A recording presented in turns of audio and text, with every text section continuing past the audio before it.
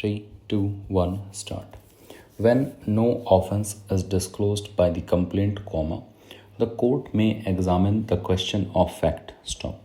Court should be judicious in exercising discretion and should take all relevant facts and circumstances into consideration before issuing process, lest it would be an instrument in the hands of a private complainant to unleash vendetta to harass any person needlessly. Stop. At the same time, the provision is not an instrument handed over to an accused to use it against the prosecution and bring about its sudden death. Stop. As noted above, the court must be careful to see that its decision is based on sound principles. Stop. Being the highest court of a state, the High Court should normally refrain from giving a prima facie decision in a case where the entire facts are incomplete and when the evidence has not been collected and produced before the court and the issues cannot be seen in their true meaning without sufficient material. Stop. Of course, no hard and fast rule can be laid down in regard to cases in which the High Court will exercise its extraordinary discretion. Stop. It would not be proper for the High Court to analyze the case of the complainant in the light of all probabilities in order to determine whether a conviction would be sustainable, and on such premises, it would arrive at a conclusion that the proceedings are not to be continued. Stop. It would be erroneous to assess the material before it and conclude that the complaint cannot be proceeded with. Stop. In a proceeding instituted on complaint, exercise of the discretion is called for only in a case where the complaint does not disclose any offense or is frivolous or vexatious. Stop. If the allegations set out in the complaint do not constitute the offense of which cognizance has been taken by the magistrate, it is open to the High Court to take the action accordingly. Stop. It is not, however, necessary that there should be analysis of the case before the trial to find out whether the case would end in conviction or acquittal. Stop. The complaint has to be read as a whole. Stop. If it appears that on consideration of the allegations in the light of the statement made on oath of the complainant or disclosed in the complaint that the ingredients of the offense or offenses are disclosed and there is no material to show that the complaint is malafide, frivolous or vexatious, then in that event, there would be no justification for interference by the High Court. Stop.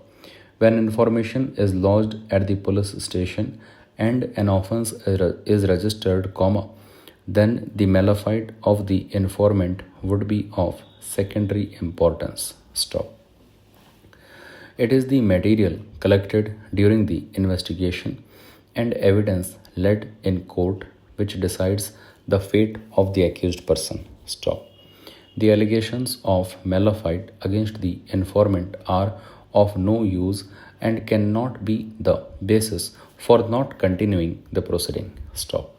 A careful reading of the above judgments makes it clear that the High Court should be extremely cautious and slow to interfere with the investigation or trial of criminal cases and should not interfere with the investigation or prosecution except when it is very necessary. Stop.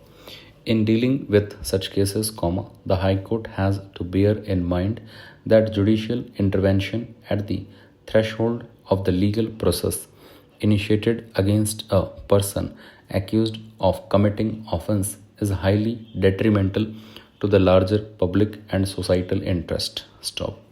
The people and the society have a legitimate expectation that those committing offenses, either against an individual or the society, are brought to trial at the earliest, and if found guilty, then they must be punished. Stop. Therefore, while deciding such a petition for interference in the investigation or trial, the High Court should be extremely careful. Stop. If they disclose the commission of some crime, then the High Court must keep its hands off and allow the investigating agency to complete the investigation without any fetter, and it should also refrain from passing order which may impede the trial. Stop. The High Court should not go into the merits and demerits of the allegations simply. Stop. The High Court must also refrain from making imaginary journey regarding the harassment which may be caused to the petitioner on account of investigation. Stop. Such a course will result in miscarriage of justice and would encourage those accused of committing crimes to repeat the same. Stop. The High Court proceeded on the perception that as the complainant himself was not supporting the complaint, he would not support the case of the prosecution, and there would be no chance of conviction, and due to this, the trial itself would be a futile exercise. Stop. ये stop comma मिला के 126 words पर minute.